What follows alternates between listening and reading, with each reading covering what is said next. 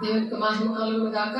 దేవుడు ఇచ్చిన మహాకృపను బట్టి దేవునికి వందనాలు చెల్లిస్తూ ఈరోజు ఆన్లైన్లో ఉన్న బిడ్డల కోసము, ఆఫ్లైన్లో ఉన్న దేవుని బిడ్డల కోసము దేవుడు ఈరోజు ఏం మాట్లాడుతున్నారంటే మనతో, దేశంలో నేను క్షామము పుట్టింతును అని చెప్తున్నారు. దేశంలో నేను క్షామము పుట్టింతును. క్షామం అంటే కరువు. అది అన్నపానముల చేత కాదు, కానీ అది యెహోవా మాటలు వినకపోవటం వల్ల కలుగు శ్రమం. అంటే యెహోవా మాటలు వినరు. వాళ్ళు ఇష్టం వచ్చినట్టు దేవుని మాటలే కావచ్చు, లోకం మాటలే కావచ్చు, అవి చెప్పుకునే దినాలు అన్నమాట. అంచె దినాలు, రాబో దినాలు దేశంలో జరుగుతున్నది. అవి దేవుని మాటల్లాగా అనిపిస్తాయి, కానీ తండ్రి చిత్తము అనేది అందులో ఉండదు. అది అటువంటి క్షామము, యెహోవా మాట వినకపోవటం వలన కలుగు క్షామము. దేవుని ఆరాధిద్దాము.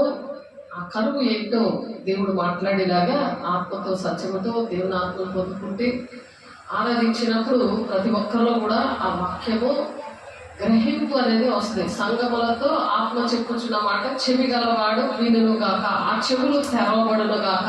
ఆమేన్. ఆ గ్రహించగలిగే మనసులు తెరవబడును గాక. దేవుని ఆరాధించండి, దేవుని మహిమపరచండి. దేవుని దగ్గర దేవుడు ఇప్పుడు మనకి ఆ పరిశుద్ధుడైన దేవుడు, ఆ మహాగురుడైన దేవుడు, వాటికి దేవుడు ఎవరు కూడా లేరు, ఆయనకి సాటి ఎవరు లేరు.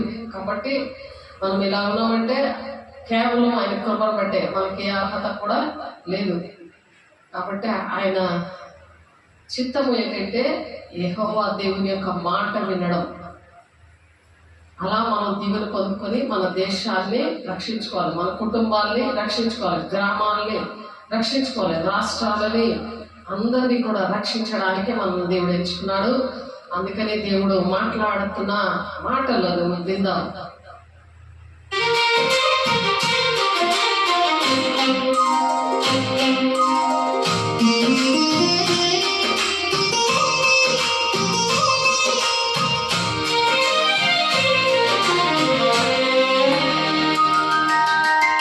పరిశుద్ధుడా మహాఘనుడా, నీకు సాటి ఎవరు ఇలలో లేరయ్యా.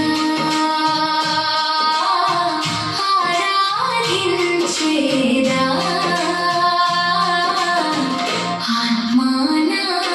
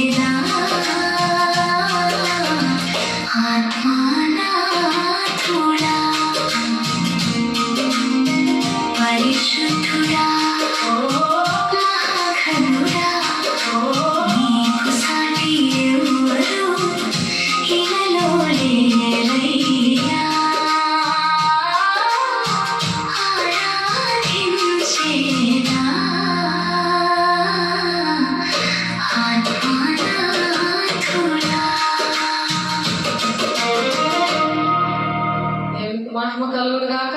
ఆమేన్. ఆత్మనాథుడైన దేవుడు మనలో ఉన్నప్పుడు వాక్యం బాగా అర్థమవుతుంది. యెహోవా మాట వినకపోతే క్షామం వస్తుందట.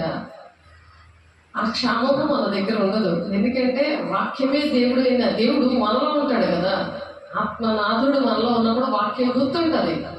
ఆ వాక్యము ఏం చేస్తుందంటే మన త్రోవలకి వెలుగుగా ఉంటుంది. ఆమేన్. ఆమేన్. ఆమేన్. త్రోవలకి మనకు వెలుగే ఉందని చెప్తుంది వాక్యము. 119వ కీర్తనలో మళ్ళీ మొదటి యోహానులో వస్తుంది, 1:9 ఉంటది. అప్పుడు వాక్యము గుర్తుంటది. మొదటి యోహాను 1వ అధ్యాయము ఒకసారి చూద్దాము. వాక్యం అనే దేవుడు ఆత్మస్వరూపిగా మనలో ఎలా ఉంటాడు ఒకసారి ఆలోచించండి, బాగా గుర్తుపెట్టుకోండి. వాక్యం ఎందుకు మీకు ఉండట్లేదు? వాక్యము గుర్తుండట్లేదు. వాక్యం ఎందుకు వినట్లేదు?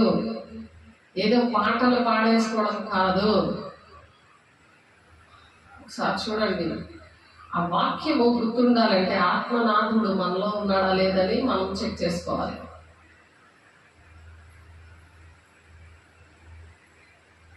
మొదటి యోహాను పత్రిక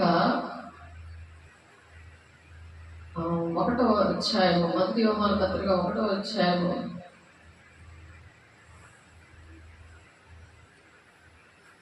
చాలాసార్లు చెప్పిన మాటే, కానీ ఆత్మనాథుడు మనతో ఉంటే మనకి ఎంత శివం ఉంటుంది, మనలో ఆరాధన ఎలా ఉంటుంది, యెహోవా మాట ఎలాగ వింటారు. ఒక క్రమం అనేది ఉంటుంది. ఒక అక్షరం కానీ అటు ఇటు అవుతే తెగులు వస్తే మరి జీవగ్రంథంలో పేరు ఉండదని ఉంది. మన ప్రకటన 22వ అధ్యాయం 18-19 వచనాల్లో అది కూడా చదువుదాం. మన పాపములు మనము ఒప్పుకొనిన ఎడల, ఎప్పుడైతే ఆత్మనాథుడు మనలో ఉంటాడో ఒప్పింపచేసే ఆత్మ కుమ్మరిస్తూ ఉంటాడు.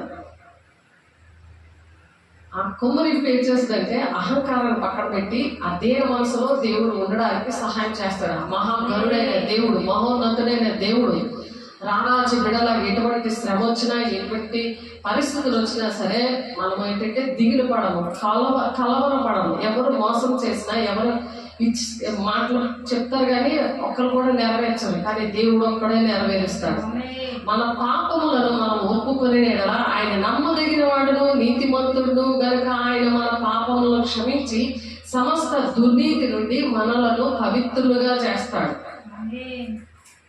ఆత్మ పరిశుద్ధంగా ఉండాలి. ఎప్పుడు శరీరం పరిశుద్ధంగా ఉంటే ఆత్మ కూడా పరిశుద్ధంగా ఉంటుంది. పరిశుద్ధాత్మ దేవుడు నివసిస్తాడు జీవితాంతం సదాకాలం కూడా. మనము పాపము చేయలేదని చెప్పుకునే ఎడల ఆయనను అబద్ధికుడిగా చేయవారు మగదము. ఆయన అబద్ధికుడు అనే ఒక విశ్వాసంతో ఆయన వెంబడించారు. ఆయనకి ఇది చేసా మాకు ఏదొచ్చిందనే ఒక లెక్కలు వేసుకుంటూ ఉంటారు. మాకు ఏం జరిగిందని ఈ దేవుడితో వాదనలు పెడతా ఉంటారు. దేవునితో వాదనలు పెట్టుకోకూడదు, అలాగే చాలా నష్టాలు వస్తాయి. కాబట్టి మనం పాపము చేయలేదని చెప్పుకునే ఎడల ఆయన అబద్ధికుడిగా చేయవారు మగదము, మరియు ఆయన వాక్యము మనలో ఉండదు. మనిషిలో ఉండాలి అంటే ఆత్మనాథుడైన దేవుడు మనలో ఉండాలి అని అంటే పాపములు ఒప్పుకోవాలి. నాకు పాపం లేదు, నేను ఎప్పుడో రక్షించబడ్డాను, యేసయ్య ఎప్పుడైతే మన కోసం ప్రాణం పెట్టాడో అప్పుడే నాకు రక్షణ వచ్చేసింది అని చెప్తుంది సాతానుడు. కాబట్టి ఆయన అలాగా చెప్తున్న వాళ్ళు దేవుడినే అబద్ధికుడిగా చేసేవారుగా ఉంటారంట. మరియు ఆయన వాక్యము మనలో ఉండదు. ఎందుకంటే వాక్యము సాతాను లూసిఫర్కు బాగా వచ్చు, వాక్యం బాగా చెప్తాడు, కానీ మోకరించలేడు, వాడు అద్భుత కార్యం చేయలేడు. యేసయ్య భూలోకాలకు వచ్చి ఏ కార్యాలు చేశాడో అలా నడవలేడు, అలాగ చేయలేడు. అపోస్తలులాగా ప్రవక్తల్లాగా వాడబడలేదు. అలా వాడబడాలని ఈ అంచె దినాల్లో దేవుడు అందరి మీద నీ ఆత్మను కుమ్మరిస్తున్నాను, దేవుని ఆత్మను కుమ్మరిస్తాను అంటున్నాడు ఆయన.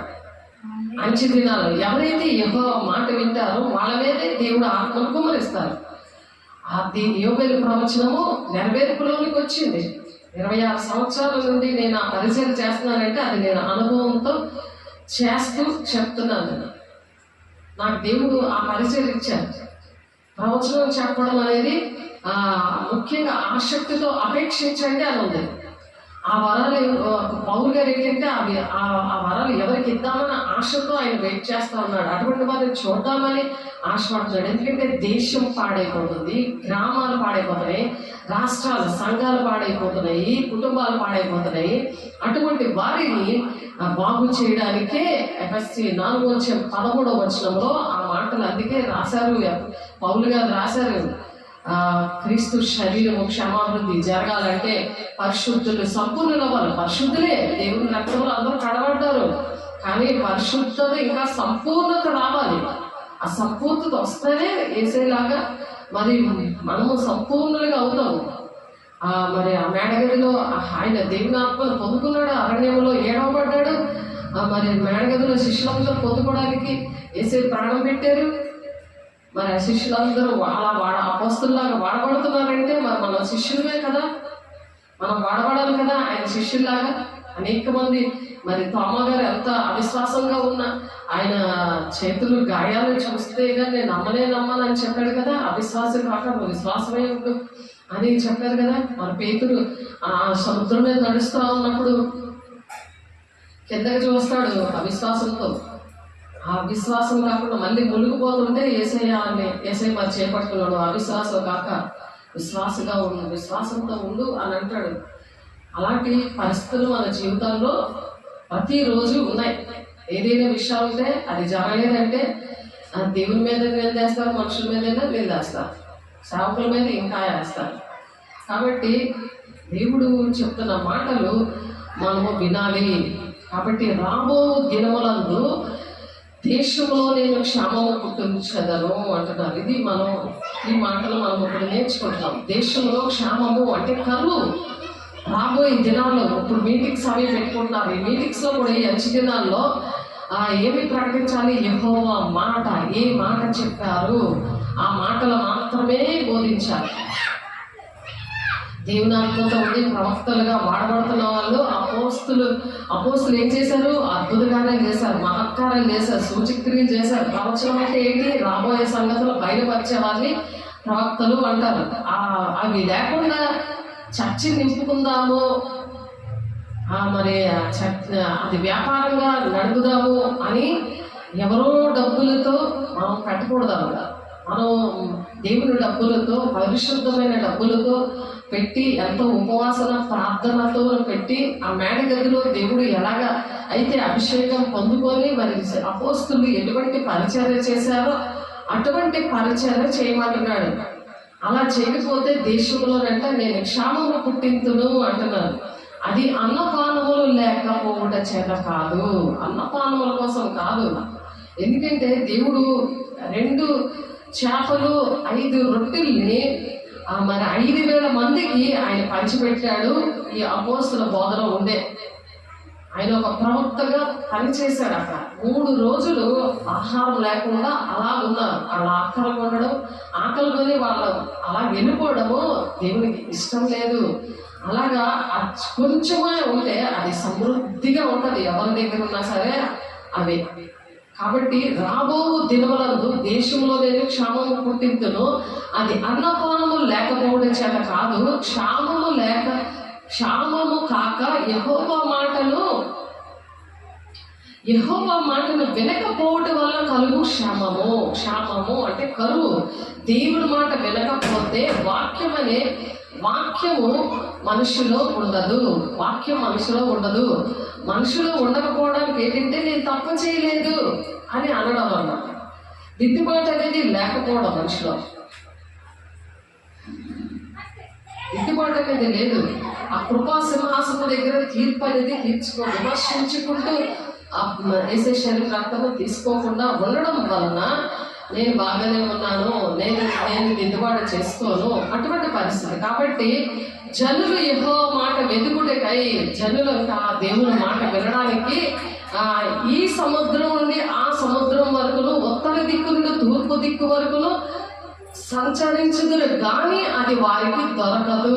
ఇప్పుడు ఈ అంచె దినముల్లో అందరి మీద దేవుడు ఆత్మను కుమ్మరిస్తూ ఉన్నాడు. కాబట్టి దేవా నీ అభిషేకంతో నింపు, నీ మాట వింటానయ్యా అని ప్రతి ఒక్కరూ ప్రార్థన చేసుకోవాలి. యెహోవా మాట ఏంటో పర్సనల్గా అది తెలుసుకోవాలి. పర్సనల్గా నీతోని నాతోని ఏం మాట్లాడుతున్నారో అదే తండ్రి చిత్తము. నీతో ఏమైనా మాట్లాడుతున్నారా? యెహోవా దేవుడు నీతో ఏమైనా మాట్లాడుతున్నాడా? పరిశుద్ధాత్మ దేవుడు, తండ్రి కుమార పరిశుద్ధాత్మ దేవుడు నీలో ఉంటే ఏమైనా మాట్లాడుతున్నాడా? మాట్లాడి ఎంతకాలం అయింది? ఒక భ్రమలోనే బతికేస్తున్నావా? దేవుడు నాతో ఉన్నాడులే అని పాఠంతో ఎంజాయ్ చేస్తున్నావా? లేకపోతే మీటింగ్స్ లో ఎంజాయ్ చేస్తున్నావా? పెద్దరికాలు కావాలని ఎంజాయ్ అది పేరు కావాలని ఎంజాయ్ చేస్తున్నావా? ఏంటి చేస్తున్నావు? పర్సనల్ అన్నమాట.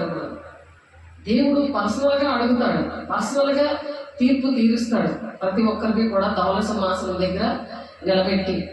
కాబట్టి ఆ దినమందు చక్కని కన్యకలు యవనులను తప్పించేంత సమస్యలిపోతారట. అప్పుడు అందుకని యవ్వనులు దర్శనాలు చూస్తారు, వృద్ధులు కలలు కనుతారు అని చెప్తున్నారు. ఇక యవన పిల్లలు దేవునాత్మతో నింపబడడానికి, పరిశుద్ధాత్మ పొందుకోవడానికి అటువంటి మీటింగ్స్ పెట్టాలి. దేవునికి మహిమ కలుగును గాక. అటువంటి మీటింగ్స్ పెట్టాలి. దేవునాత్మను కుమ్మరించేలాగా ప్రతి ఒక్కరూ దేవునాత్మతో నింపబడాలి. యవ్వనులు అందరూ కూడా దర్శనం చూడాలి. పిల్లలు, ఆడపిల్లలు, మగపిల్లలు, మీ కుమారులు, మీ కుమార్తెలు, మీ ఫ్యామిలీలో ఉన్న వాళ్ళందరూ కూడా దేవునాత్మతో నింపబడి ఉండాలి. ఎందుకు నింపబడతారు? సేవకులు పెట్టిన వాళ్ళు దేవునాత్మ పొందుకొని ఉండకపోతే మిగిలిన ఎవరు పొందుకోరు. ఎందుకంటే వాళ్ళు పెద్దలాగా నడిపిస్తున్నప్పుడు వాళ్ళని ఎవరు నడిపిస్తున్నారో, వాళ్ళకి శిరస్సు ఎవరున్నారో అవే జరుగుతాయి. అక్కడ సాతానుడు ఉంటే సాతానుడు అంటే క్రమం లేకుండా నామకార్థంగా జరిగిపోతుంది. మనుషుల గొప్పతనాల కోసం జరిగిపోతుంది. కానీ దేవుని మహిమకరంగా ఉండదు. అక్కడ దేవునికి మహిమ తెచ్చేటట్టు ఉండదు. అది దేవునికి దుఃఖకరంగా ఉంటుంది. ఎలాగోలా ప్రకటించి అన్నాడు. అందుకే పావులు అక్ష చేతనో మిష చేతనో ఏ రంగులో ప్రకటించబడుతుంది కదని ఆయన అలాగా సర్ది చెప్తున్నాడు. కానీ తండ్రి చిత్తం ఏంటంటే ఆయన మాట వినకపోతే వాక్యం అనేది నీ ఒంట్లో ఉండదు. అంటే ఒంట్లో దేవుడు ఉండడు. అందుకే బీపీలు, షుగర్లు, హార్ట్ పేషెంట్లు, మరి కాళ్ళు పీకులు ఇవన్నీ కూడా తలనొప్పి మాత్రలతో బతికేయడం కాదది. మాత్రలు టెంపరీ, అప్పటికప్పుడు ఉపశమనం ఇస్తాయి అంతే. అవి వేసుకొని వెంటనే దేవా నాతో మాట్లాడు, నా పట్ల నీ చిత్తం ఏంటి ఉంది అని ఒక దర్శనంతో పనిచేయాలి. ఒక్కరోజు దేవుడు మాట్లాడితే సరిపోదు. ప్రతి దినము కూడా దర్శిస్తూ ఉండాలి. దేవుడు దర్శించాలి, మాట్లాడాలి, మనం సరి చేసుకోవాలి. ప్రతి ఒక్కరూ మనం సరి చేసుకోవాలి. సరి చేసుకుంటేనే మనలో వాక్యం అనేది చక్కగా భద్రంగా ఉంటుంది అన్నమాట. ఈ విషయము ఆమోస్ గారికి దర్శనంలో కనిపించింది. ఏంటంటే ఆమోస్ గ్రంథం 8వ అధ్యాయము 11, 12 వచనాలు మనం చూసాం. 13 వరకుని 11, 12, 13 వచనాలు ఇప్పుడు మనం చూసాం. అవి అంచెదినాల్లో జరుగుతున్నాయి ప్రజెంట్. కాబట్టి మళ్ళీ ఈ విషయం కూడా జరిగింది. అదేంటంటే ఆమోసు నీకు కనబడుచున్నది ఏంటి అని అడుగుతున్నాడు. ఆమోస్కి ఏంటి దర్శనం కలుగుతుందంటే వేసవి కాలపు పండ్ల గంప నాకు కనబడుచున్నది.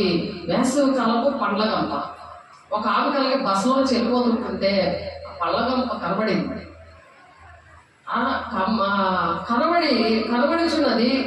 కనబడుచున్నదని నేనంటేనే అప్పుడు యెహోవా నాతో సెలవిచ్చినదేమనగా జనులకు ఇశ్రాయేలుకు అంతము వచ్చే ఉన్నది.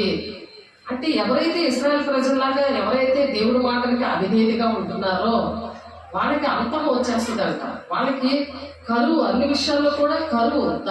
దానికి ముందు ఏంటవుతుందంటే వాక్యం వల్ల కరువు. ఇప్పుడు ప్రజెంట్ ఆమె ఎవరికైతే పళ్ళగంప కనబడిందో ఆమెకి అప్పటి నుంచి కూడా వాక్యం కరువైపోయింది ఆవిడకి. కాబట్టి యెహోవా నాతో సెలవిచ్చినదేమనగా జనులకు ఇశ్రాయేలుకు అంతము వచ్చే ఉన్నది. అంతం అంటే అన్నీ ఉంటాయి, కానీ అన్నపానం వల్ల కాదు ఈ క్షేమం అని చెప్పారు కదా 11వ వచనంలో. అది అన్నపానంతో కాదు. వాక్యం అనేది నీ ఒంట్లో లేదు, నువ్వు పరిశుద్ధాత్మను పొందుకోలేదు. ఆయన లేకపోతే నేను సాతానుగానే నేను జీవితం అంతా వాడుకుంటాడు. నీ కుటుంబాన్ని నువ్వు ఎక్కడ నడిస్తే అక్కడే సాతానుగా అడుగు పెడతాడు. నువ్వు అడుగు పెట్టిన స్థలమంతా నేను దీవిస్తానని అబ్రహాముకి ఇచ్చిన వాగ్దానము అది నెరవేర్చబడడానికి సేవకులకు వెంబడించాలి, సేవకుల్ని అనుసరించాలి. సేవకులకి ఏదైతే వాగ్దానాలు ఇస్తారో అవన్నీ ఆత్మీయ పిల్లలు కూడా వర్తిస్తాయి. వాళ్ళు వినలేనప్పుడు సాతానుడు ఏం కూడా చేస్తూ ఉంటాడు. అలాగా వినలేదు కాబట్టి ఆ పళ్ళగంప కనబడి యెహోవా నాతో సెలవిచ్చినది ఏమనగా జనులకు ఇశ్రాయేలుకు అంతం వచ్చే ఉన్నది. నేను ఇకను వారిని విచారణ చేయక మానను. నేను వాళ్ళ పరిస్థితి నేను విచారణ చేస్తాను, వాళ్ళ లెక్కలేవో నేను చూస్తాను. మన మాధవరం నాడు జీవగ్రంథంలో లెక్కలన్నీ చూస్తాడు దేవుడు అనేసి ఆ వాక్యం చెప్పుకున్నాం మనం. హిందీ పాట తెలుగు పాట రెండు ఒకటే అర్థం వచ్చేది, వాక్యం వచ్చేది కూడా, రెండు మెసేజ్లు కూడా. అవి చూడండి డిస్క్రిప్షన్లో. అటువంటి పరిస్థితులు రాకుండా ఉండాలని కృపకాలంలో దేవుడు ప్రతిదీ ఒప్పుకొని విడిచిపెడితే క్షమించేస్తాడు. చక్కగా దేవుని శక్తిని పొందుకొని దేవుని యెహోవా మాట వినాలి. ఆ క్షామం అనేది, ఆ కరువు అనేది, వాక్యం కరువు అనేది లేకుండా చక్కగా ఆ అన్నపానాలు తింటున్నారు కానీ, అన్ని ఎంజాయ్ చేస్తున్నారు కానీ వాక్యం ఏమీ తినట్లేదు. అదే జీవజల నదిగా ప్రవహిస్తూ ఉంది. ఆ మనుషులందరినీ కూడా కనికరించే విధంగా ఆ డబ్బును, ఆ అభిషేకాన్ని, ఆ శక్తిని, ఆ టైంని మరి అనేక మందికి అంచె దినాల్లో దేవుడు, ఎందుకంటే అందరి మీద ఆత్మలు కుమ్మరిస్తానంటున్నాడు. ఉపవాసాలు ఏమి చేయగలదు, ఏం బాధపడగలదు, ఒప్పుకొని విడిచిపెడితే చాలు. నువ్వు వాక్యానుసారంగా నడుస్తే చాలు. నిన్ను ఆ విధంగా స్వస్థతలు చేయడానికి, మరి రాబోయే సంగతులు నీకు బయలుపరచడానికి, మరి అన్యజనులకు వెలుగుగా చేశాడు దేవుడు మనల్ని. అనేక మంది మరి అటువంటి ప్రజలు నశించిపోతున్నారు. రక్షించే వారి పట్లను, నశించే వారి పట్లను అందుకే మనం సువాసనగా చేశాడు. రక్షించబడిన వారికి కూడా తెలియదు వాక్యం కరెక్ట్గా. వాళ్ళకిలాగే దండం పెట్టుకుని వెళ్ళిపోవడం తప్ప, ఏదో ఒక ఆంగ్లేసి వెళ్ళిపోవడం తప్ప పని చేయడం రాలేదు. దేవుడి భూలోకంలోకి వచ్చి పని చేయడం నేర్పించాడు, ఆయనకి ఇలా బ్రతకడం నేర్పించాడు. అటువంటి కృప దేవుడు అందరికీ అనుగ్రహించును గాక. ఆమేన్. ప్రభువైన యెహోవా సెలవిచ్చినదేమనగా, మందిరంలో వారు పాడు పాటలు ఆ దినమున ప్రలాపములగును. మందిరంలో అందరూ కూడా పాట పాడేస్తున్నారు, గ్రూప్ సింగింగ్ మామూలుగా పాడేస్తున్నారు. కానీ ఆ పాటే వాళ్ళ జీవితంగా ఉండాలి, అది ఒక సాక్ష్యంగా ఉండాలి.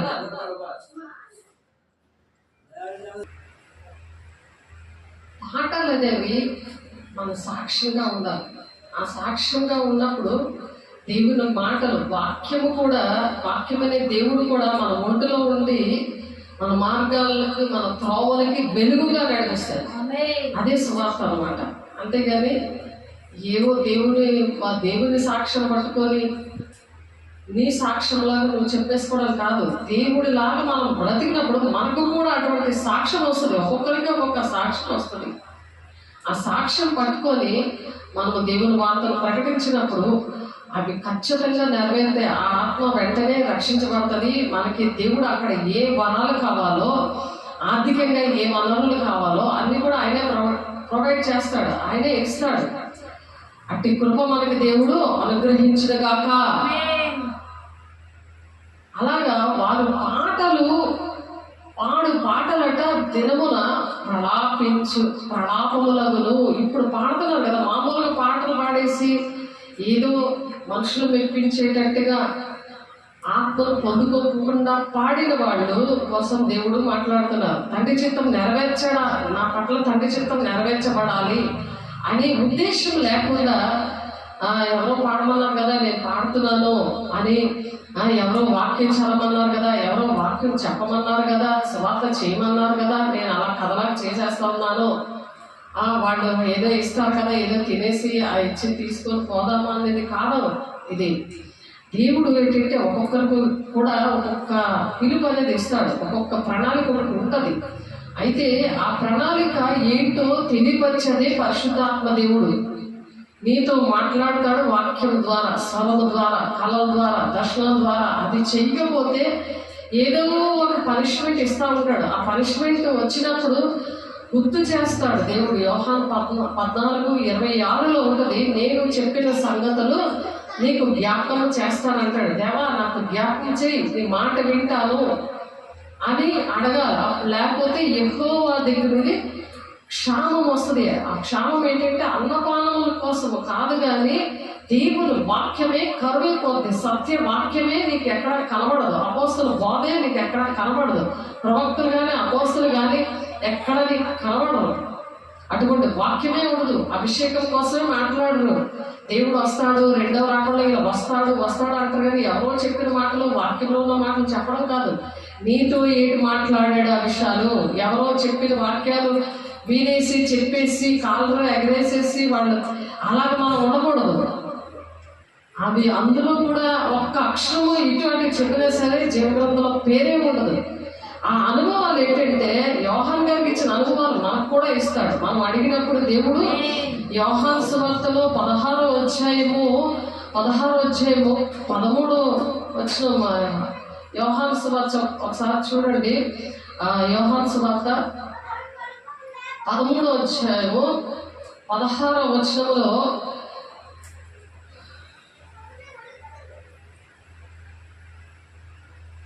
దాసుడు తన యజమానుని కంటే గొప్పవాడు కాడు, పంపబడిన వాడు తనను పంపిన వాడి కంటే గొప్పవాడు కాడని మీతో నిశ్చయంగా చెప్పుచున్నాను. ఈ సంగతులు మీరు ఎరుగుదురు కనుక వీటిని చేసిన యెడల మీరు ధన్యులు అవుతారు. దేవుడు మనలో పంపిస్తాడు. దేవుడు మనకి యజమానుడు, అపోస్తులుగా మనల్ని పంపిస్తాడు. అవి పర్సనల్ గా మనము అవన్నీ కూడా అవి గమనించగలిగి ఉండాలి. పౌలు గారు చెప్తున్నారు, నేను ఏర్పరచుకున్న వారిని ఎరుగుదును గాని నాతో కూడా భోజనము చేయవాడు నాకు విరోధిగా తన మడిమ ఎత్తను అను లేఖనము నెరవేరుటకే ఇలాగూ జరిగేను అని మరి యేసే విషయంలో యోహాను గారు చెప్తున్నారు ఈ మాట. అది ఒక ప్రవచనం యేసే విషయంలో. యోహాను సువార్తలోనే రాయబడింది. ఇప్పుడు 4 సువార్తలు కూడా యేసే కోసమే ఉంటాయి. జరిగినప్పుడు నేనే ఆయనని మీరు నమ్మినట్లు అది జరగక మునుపు మీతో చెప్పుచున్నాను. అది జరగక మునిపే దేవుడు ప్రవచనాత్మకంగా జరగక మునిపే చెప్పాలన్నమాట. అది జరగాలి. అది దేవుడు వాళ్ళతో ఉండి సంభవింపబోయే సంగతులను మీకు నేను బయలుపరుస్తాను అని చెప్తున్నాడు. మరి పరిశుద్ధాత్మ దేవుడు అంట సంభవింపే అంటే రేపు ఏడు జరుగుతాయి, ఎల్లుండి ఏడు జరుగుతాయి. మరి ఇప్పుడు ప్రకటన గ్రంథంలో ఉన్నవన్నీ కూడా మనం వివరించాలంటే ప్రవక్తలుగా ఉండాలి, అపోస్తలులా ఉండాలి. అటువంటి కార్యాలు మన ద్వారా జరగాలి. సంభవింపబోయే సంగతులు మన ద్వారా జరగాలి. అట్టి కృప దేవుడు మనకు అనుగ్రహించును గాక. యోహాను సువార్త 16వ అధ్యాయము 13వ వచనంలో ఆయన అనగా సత్యస్వరూపైన ఆత్మ వచ్చినప్పుడు, సత్యస్వరూపైన ఆత్మ మనలో ఉన్నప్పుడు, ఆ ఆత్మనాథుడు మనలో ఉన్నప్పుడు, మనలో నిత్యము దీనమైన మనసులో నేను నివసిస్తున్నాను నుండి వాక్యం.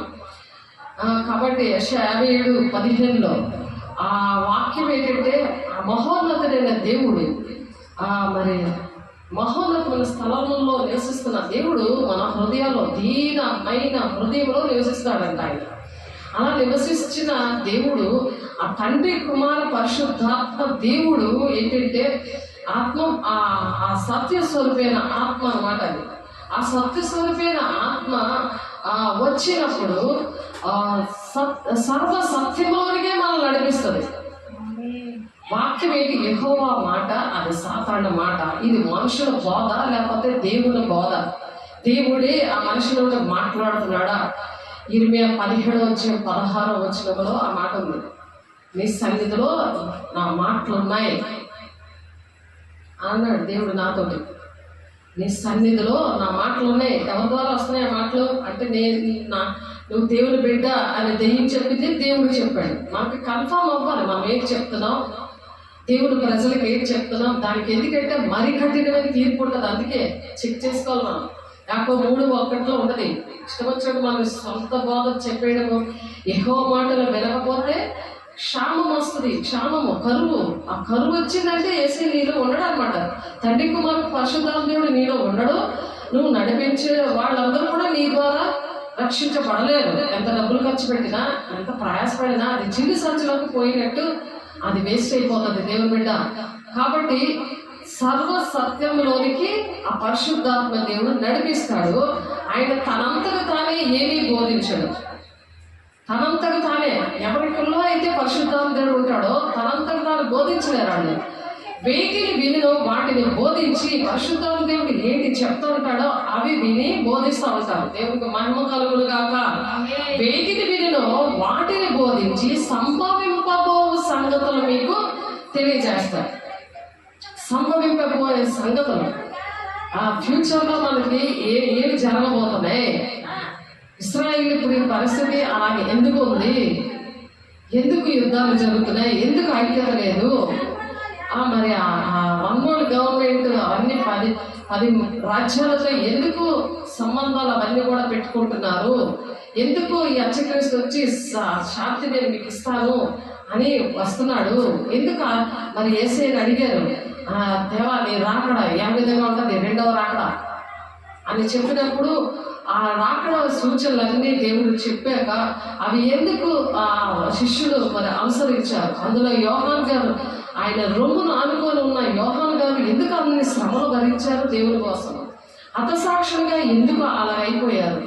అది దేవుని ప్రేమ, దేవుని యొక్క అభిషేకము, దేవుని యొక్క ప్రణాళిక ఎవరి పట్ల ఎలా ఉంటుందో అది జరుగుతుంది.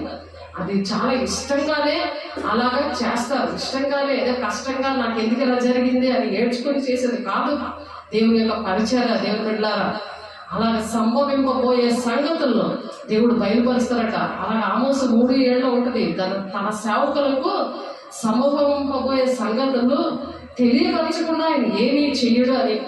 ఆయన ఏమి చేయడు, మనకు తెలియపరుస్తాడు, అవే మనం బోధించాలి. మనతో దేవుడు ఏం మాట్లాడారో ఆ సాక్ష్యం పట్టుకొని, ఆ వాక్యం పట్టుకొని మనం నడుస్తా చెప్పాలి. శాస్త్రులు పరిశీలన వాళ్ళు నడవరు, వాళ్ళు చెయ్యరు, కానీ ధర్మోపదేశకులు అన్నీ కూడా చదివిన వాళ్ళు, అన్ని గ్రంథాలు చదివిన వాళ్ళు అన్ని ధర్మశాస్త్రం మీద మంచి పాండిత్యం ఉన్న వాళ్ళే దేవుని సిలువ వేశారు ఆనాడు.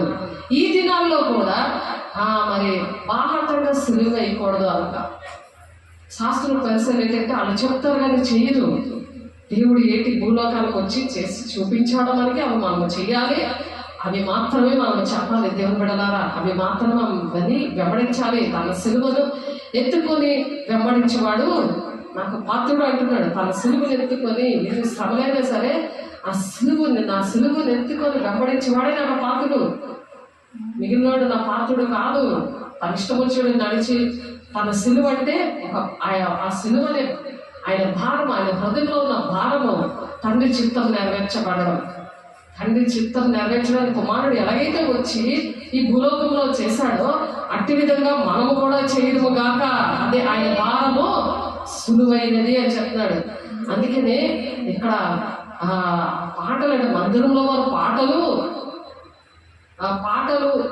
ఆ దినమున ప్రలాపమవుతాయండి. ఎప్పుడైతే యెహోవా మాట వినకుండా ఆ వాక్యం అనే క్షామం అంటే కరువు అళ్ళలో వచ్చిందో ఈ అంచెదినాల్లో ఆ ప్రలాపములు శవములు లెక్కకు ఎక్కువగును, ప్రతి స్థలములను అవి పారవేయబడును.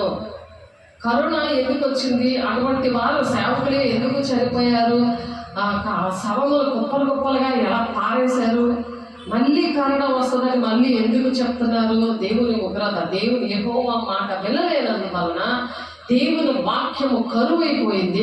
అంటే వాక్యం చెప్పిన వాళ్ళు కరెక్ట్గా లేరు. తండ్రి చిత్తం నెరవేర్చడం, ఆయన దేవుడు కుమారుడిని ఏ విధంగా తన మహిమలంతటిని విడిచిపెట్టుకొని ఒక సమర్పణతో ఆయన వచ్చారో, ఆయన రిక్తుడిగా ఎలా వచ్చారో, ఎలాగ విశ్వాసంతో ఆయన మరి ప్రతి కార్యం కూడా చేశారో, ఆయన ఎలాగైతే పరిశుద్ధాన్ని పొందుకొని సాతానుతో జయం పొందుకున్నాడు. మత్తయి 4:4 సాతాను ఎలా శోధించినప్పటికీ మరి ఉపవాసం చేస్తున్నాడు, ఆయన జయించాడు. ఆయన ఆ విధంగా మనము జయించాలి. ఆయన అలాగా అంత ఉపవాసం అన్నాడు. కానీ అంచె దినాల్లో అందరి మీద నేను ఆత్మను కుమ్మరిస్తాను అంటున్నాడు. అంటే ఇది కృపకాలం కదా, అన్ని జనులుగా మనల్ని రక్షించుకున్నాడు కాబట్టి దేవుడు మనకు దగ్గరయ్యాడు. ఇశ్రాయేలు ప్రజలు ఆయన మాట వినలేదు కాబట్టి వారి స్వకీయులను విడిచిపెట్టి మరి అన్ని జనుల దగ్గరికి వచ్చాడు దేవుడు. అక్కడ ఏ కార్యమో చేయలేదని ఉంది. మత్తయి 13:53 ఆ మాటను చూస్తే తన ఇంటిలో తన స్వకీయుల దగ్గర వాళ్ళు రిజెక్ట్ చేశారు కాబట్టి ఏ కార్యమో అక్కడ చేయలేకపోయాడు దేవుని బిడ్డ. కాబట్టి నా ఇంట్లో నేను అన్ని రక్షించబడితే నేను అప్పుడు బయలుదేరుతాను అన్నామంటే అంత పాటు నువ్వు కూడా ఉండిపోతావు. తండ్రి చిత్తాన్ని నువ్వు నెరవేర్చడం స్టార్ట్ చేయి, అప్పుడు నీ కుటుంబం రక్షించబడతాను ఉంది వాక్యం. దేవుని రూలు దేవుడు చేసి చూపించాడు విషయాలు. చాలా మంది అంటారు నీ కుటుంబం నేను ఆ ఇంటి వాళ్ళు యెహోవాను సేవిద్దామని చెప్పారు కదా. యెహోషువ చెప్పాడు, వాళ్ళందరికీ చెప్పి అప్పుడు చేశాడు ఆ పని. అందరికీ చెప్పాలి. చెప్తున్నప్పుడు నీ ఇంటోళ్ళకి ఒక సాక్ష్యం వస్తుంది. ఇప్పుడు శిష్యులకి ద్రాక్షారసము చేశాడు, ఎన్నో అద్భుత కార్యాలు చేశాడు. ఎందుకంటే శిష్యులకి యేసే మీద నమ్మకం కలగాలని, నీ శిష్యుడికి నా శిష్యుడికి కూడా నమ్మకాలు కలగాలని మన ద్వారా దేవుడు అద్భుత కార్యాలు చేయడానికి మన మధ్యలో ఉన్నాడు. దేవుడికి మహిమ కలుగును కాక. నువ్వు కూడా నేర్చుకోవాలి. శిష్యులు ఎలాగైతే మేడగదిలో అలాగ శిష్యులు తయారు చేశారో, అందుకనే మొత్తం 28వ అధ్యాయంలో దేవుడు చెప్తున్నాడు, నేను ఏ సంగతులు మీకు చెప్పాను అవి మాత్రమే బోధించండి, అప్పుడు నేను మీతో సదాకాలం ఉంటాను అంటున్నాడు. సదాకాలం అంటే దేవుని రాజ్యంలో మనం సదాకాలం ఉండాలంటే యెహోవా మాట వినండి. యెహోవా మాట క్షామము, ఆ క్షామము వచ్చింది. అందుకే గంపలో ఉన్న పళ్ళన్నీ పారేశారు. మరి చూడండి, ఆమోస్ గ్రంథంలో ఉంది కదా, 8వ అధ్యాయం 9-10 వచనంలో ప్రభు యెహోవా సెలవిచ్చినదేమనగా, ఆ దినమున నేను మధ్యాహ్న కాలమందు సూర్యుని అస్తమింపజేయుదును. మధ్యాహ్న కాలంలో సూర్యుని అస్తమింపజేస్తాడట. పగటి వేళను భూమికి చీకటి కమ్మ చేయుదును. మీ పండుగ దినములను దుఃఖ దినములుగాను, మీ పాటలను ప్రలాపములుగాను మార్చుదును. అందరినీ మొలల మీద గోనెపట్ట పట్టుకొని చేయుదును. అందరి తలలో బోడి చేసేదను. ఒకనికి కలుగు ఏకపుత్ర శోకము వంటి ప్రలాపము నేను గుర్తించదను. దాని అంచె దినము ఘోరమైన శ్రమ దినముగా ఉండును. రాబో దినములందు దేశంలో నేను క్షామం పుట్టింతును. అన్నపానముల లేకపోవట చేత కాదు. వాక్యం కరువైపోతుంది. వాక్యం చదువు, ధ్యానించు. రాత్రులు దాన్ని ధ్యానించేవాడు ధన్యుడు. నీటి కాలంలో ఎవరైనా నాటబడేదే ఆకు వాడక తన కాలమందు. తన కాలమందు అంటే నీ దగ్గరికి వస్తారు కదా ఎవరైనా. నిన్ను ఎవరైతే రిజెక్ట్ చేస్తారో, నీ కుటుంబంలో చెప్తున్నప్పుడు వాళ్ళు వినరు కదా, నీ ఇరుగు పొరుగు వాళ్ళు చెప్పినప్పుడు వినరు కదా, అప్పుడు వస్తారట. నీ కాలమందు ఫలమిచ్చి చెట్టులాగా ఉంటావు. అప్పుడు అందరికీ నీలో ఉన్న ఫలాలు వాళ్ళకి ఇస్తాం. ఆ కంపల పళ్ళును పారేస్తే నీకు ఎలా ఉంటుంది? దేవుడు ఇచ్చిన పళ్ళు, ఫలాలు, దేవుని యొక్క ఆత్మీయ ఫలం, ఆ ఫలము, ఆ వరాలు పారేశారు. మరి నీకు పరిస్థితి ఏంటి? వాక్యం ఒంట్లో లేదు, అభిషేకం నీ ఒంట్లో. వాక్యం లేకపోతే అభిషేకం ఉండదు. అభిషేకం ఉండదు. ఎప్పుడో దేవుని ఆత్మను పొందుకున్నానని కాదు. దేవుడు నీలో ప్రతి విషయం కూడా మరి ఎలాగా ఉంచుతున్నాడు అది గుర్తుపెట్టుకోవాలి. నీలో కొన్ని సిమ్టమ్స్ కనబడప్పుడు, అనారోగ్యం వస్తే, షుగర్ వచ్చినా, బీపీ వచ్చినా, హార్ట్ అటాక్ వచ్చినా సరే కొన్ని సిమ్టమ్స్ కనబడతాయి కదా. సేమ్ మనిషిలో కూడా ఈ సిమ్టమ్స్ అన్ని కనబడినప్పుడే సర్దుకోవాలి. ఆహా, నేను యెహోవా మాట వినట్లేదు, మనుషుల మాట వింటున్నాను, తప్పుడు బోధలు వెంట పడుతున్నాను, పెద్దరికాల కోసం నేను పరిగెడుతున్నాను, స్టేజ్ మీద కూర్చోవాలని నేను పరిగెడుతున్నాను, నన్ను గొప్ప చేసుకోవడానికి దేవుడికి మహిమ తెచ్చేటట్టుగా నేను లేను. నేను పర్సనల్గా దేవుడు ఏ విషయంలో నేను సంతోషపెట్టలేదు. మనుషుల్లో ఉండి మనుషుల్లో గొప్పతనాల కోసం నేను పరిగెడుతున్నాను. ఏదో నేను చెప్తున్న పాటలైనా, వాక్యమే ఏదైనా సరే అది దేవుడికి మహిమకరం ఉందా? దేవుడు నాతో మాట్లాడితే నేను చెప్తున్నానా? దేవుడు ఎప్పుడు మాట్లాడతాడు? మనిషి వాక్యానుసారంగా నడిచినప్పుడు దేవుడు మాట్లాడతాడు నాతో. కాకపోతే ఏదో నేర్చుకొని ఎవరో చెప్పింది ఎవరినో మనుషులు ఫాలో అయ్యి చేసేస్తుంటారు. ఆ మనుషులు విగ్రహంగా చేసుకుంటారు. అవి పెద్ద పెద్ద సంస్థల్లో కట్టేస్తూ ఉంటారు. కానీ నీకు పర్సనల్గా ఉందా? నీ పర్సనల్ డబ్బులు ఉన్నాయా? నీ పర్సనల్ కనబడుతున్నావా? లేకపోతే ఇంకొకరి డబ్బులు నువ్వు విగ్రహంగా చేసుకున్నావు. ఏ మనిషినా ఆ మనుషులు డబ్బులు ఖర్చు పెడుతున్నావా? ప్రతిదీ దేవుడు లెక్కలో అడుగుతాడు. జీవ గ్రంథంలో ప్రతిదీ కూడా ధవల సింహాసనం దగ్గర నిలబెడతాను అంటున్నాడు. కాబట్టి జనులు యెహోవా మాట వెతుకుటికే ఈ సముద్రం నుండి ఆ సముద్రం వరకు, ఉత్తర దిక్కు నుండి తూర్పు దిక్కు వరకు సంచరించుతారు, కానీ వారికి దొరకదు. ఆ దినమందు చక్కని కన్యకులు, యవనలు తప్పిచేత సొమ్మసిల్లిపోతారు. ఆయనకి ఇంకా వాక్యం కరువైపోతుంది. ఇప్పుడు వినట్లేదు కదా, ఇప్పటికీ సెల్ ఫోన్ పట్టుకొని చాలా ఎంజాయ్ చేస్తున్నారు, ఏవో స్టైల్గా పాటలు పాడేస్తారు. కానీ ప్రలాపం వస్తుంది. అక్కడ అటువంటి వారు ఏడుస్తారు. చాలా ఘోరమైన శ్రమ దినముగా ఉంటుందంట ఆ రోజు. ఏకపుత్ర ఒకే కొడుకుంటే చనిపోతే ఎటువంటి శ్రమ, ఆ శోకం వస్తుందో, ఆ కన్నీరు వస్తుందో, అలాంటి కన్నీరు వస్తుందండి వాక్యం లేనందువలన. తేలిస్తున్నా అంటే దాన్ని ఈక్వల్ చేసి చెప్తున్నాడు ఇక్కడ ఆమోస్కి వచ్చిన దర్శనం. కాబట్టి మనము దేవునికి ఇష్టంగా మనం బ్రతకాలంటే, దేవుణ్ణి ఆరాధించాలి అంటే హెబ్రీయులకు రాసిన పత్రికలో ఉంది చూడండి, హెబ్రీలు రాసిన పత్రిక 13వ అధ్యాయము 15వ వచనం. సంభవింపబోయే సంగతులను దేవుడు బయలుపరుస్తాడు. సత్యస్వరూపైన ఆత్మ అనేది మనము యోహాను 13వ వచనంలో చూసాము. మరి 16-13లో చూసాం. సంభవించబోయేవి, ఫ్యూచర్లో మనకి జరిగేవి, అవి ప్రతి ఒక్కరికి చెప్తారు. అవి ఒక ఆమెకి వాళ్ళ చెల్లి కొడుకు చనిపోతాడని చూపించారు. ఆ అబ్బాయికి ఏంటంటే ఎన్నిసార్లు కూడా బాప్తిసం ఇప్పిస్తాను అని ఒక రోడ్ వస్తే అట్లు గడ్డే పంపించేసింది. కానీ చర్చికి ఏనాడు తీసుకురాలి. దుష్టుడు ఆవరించాడు, లోకంలో శాపంలో పడిపోయాడు. అలాంటి బోధన తల్లిదండ్రులు, ఆ తల్లికి కూడా దేవుడు మరి ఆ దుష్టుడిని విడిపించాడు. ఫోన్లు ప్రార్థన చేస్తాను, 1 గంట ఫోన్ చేసినప్పుడు దేవుడు విడిపించాడు. ఫస్ట్ చీకట్లో ఉన్న వాళ్ళకి చీకట్లు వెళ్ళగొట్టాలి, తర్వాత వాళ్ళు మన మాట వింటారు. బైబిల్ తల మీద పెట్టి ప్రార్థన చేస్తుంటే కూడా అవి వెళ్ళట్లేదు. వెంటనే నేను గుర్తొచ్చి మా మాస్టర్ గారు చేస్తారు ప్రార్థనని, ఆమె వాయిసే మారిపోయింది ఆ ఫోన్లో. అంత గాబరా, అంటే ఆ దెయ్యం వచ్చి అక్కడ తాళం వేస్తుంది. ఎవరు బైబిల్ తల మీద పెట్టి చేసినా చీపో సైతాన్ అన్నా వెళ్ళట్లేదు. అది ఫోన్లోనే వెంటనే ఆ స్పాట్లో అలా పోయింది. 1 గంట ఫోన్ చేస్తే అక్కడికక్కడే నేను అలా మోకరించి దాన్ని అల్లగొట్టేసరికి ఆ ఫోన్ తల కింద పెట్టారు. వెంటనే విడుదల వచ్చేసింది. వేస్తున్నాను పో దరిద్రము దెయ్యమా, నిద్రమోత దరిద్రము దెయ్యమా. ఆ దెయ్య మాటలు చెప్తే, దేవుడి మాటలు చెప్తుంటే చాలా చక్కగా పడుకుంటున్నారు. ఆ దెయ్యం ఎందుకు తాండిస్తుంది? వాక్యం వినలేదంత. వాక్యం ఒంట్లో లేకపోతే అది అలాగ వాక్యం వినవదు.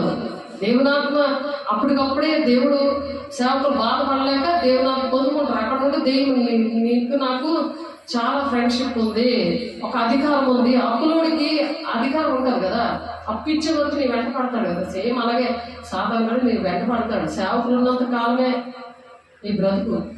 నీ అంతటా మీరు బతకాలి, ఇంకొకరిని బ్రతికించాలి.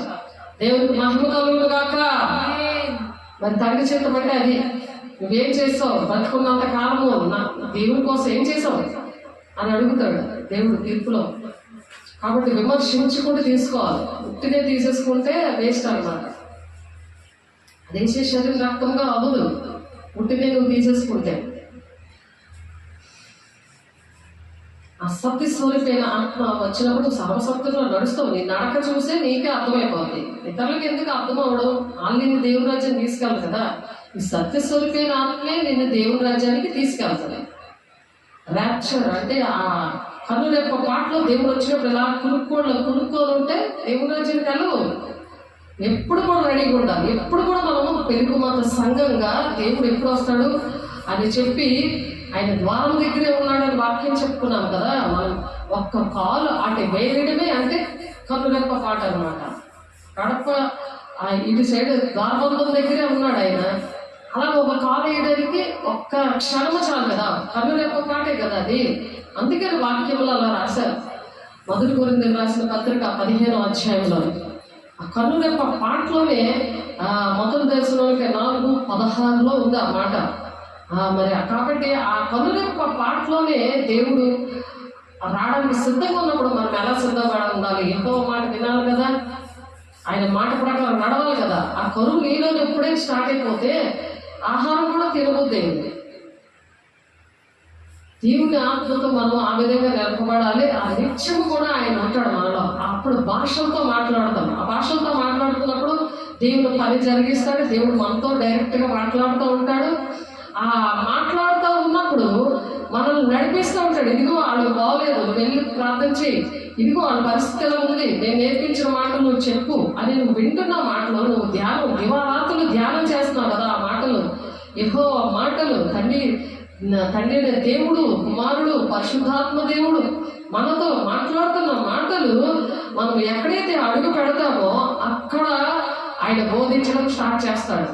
ఆయన బోధించడం చెప్తాడు అనమాట. కాబట్టి ఆయన తనంతగా తానే ఏమి బోధింపక వేటిని వినిన వాటిని బోధించి సంభవింపచే సంగతులనే బోధిస్తారు అనమాట. వాళ్ళు ఏమి నాతో మాట్లాడారు, దేవుడు తోటి ఏం మాట్లాడారో మనతో అవి మాత్రమే మనం బోధిస్తాం, అవి మాత్రమే చెప్పడానికి దేవుడు సహాయం చేస్తాడు.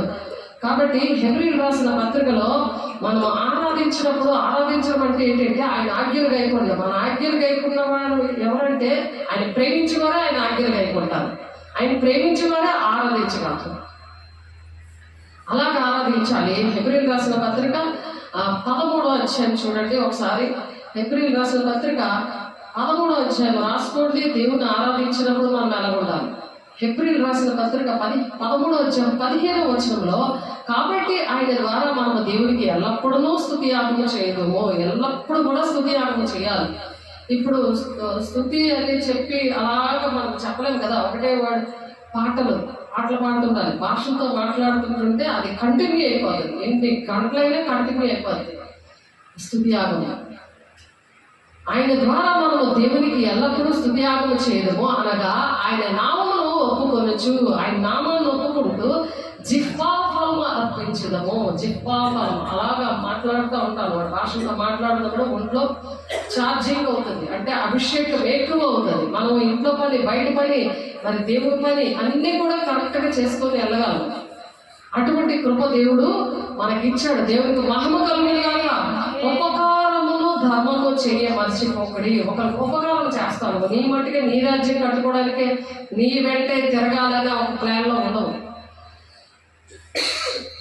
వాళ్ళకు కూడా హెల్ప్ చేయాలి. వాళ్ళు కూడా ఇదిగో వాళ్ళు ఇలా దేవుని ఆత్మతో ఉన్నారు, వాళ్ళు దేవుని అభిషేకంతో ఒక దర్శనం తిరుగుతో ఉన్నారు, వాళ్ళకి మనం సహకరిద్దాం.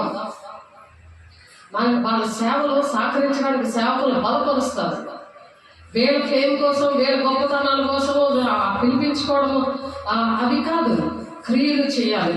అలాంటి క్రియలు చేశాడు, అలాంటి క్రియలు చేశాడు దేవుడు. అలా చేయడానికే దేవుడు ఆశీర్వదిస్తాడు. ఎవరి గొప్పతనాలను చూపించుకోవడానికి కాదు. ఉపకారములు ధర్మములు చేయ మర్చిపోకడే. ఎంతమందికి నువ్వు ఉపకారాలు చేస్తావు?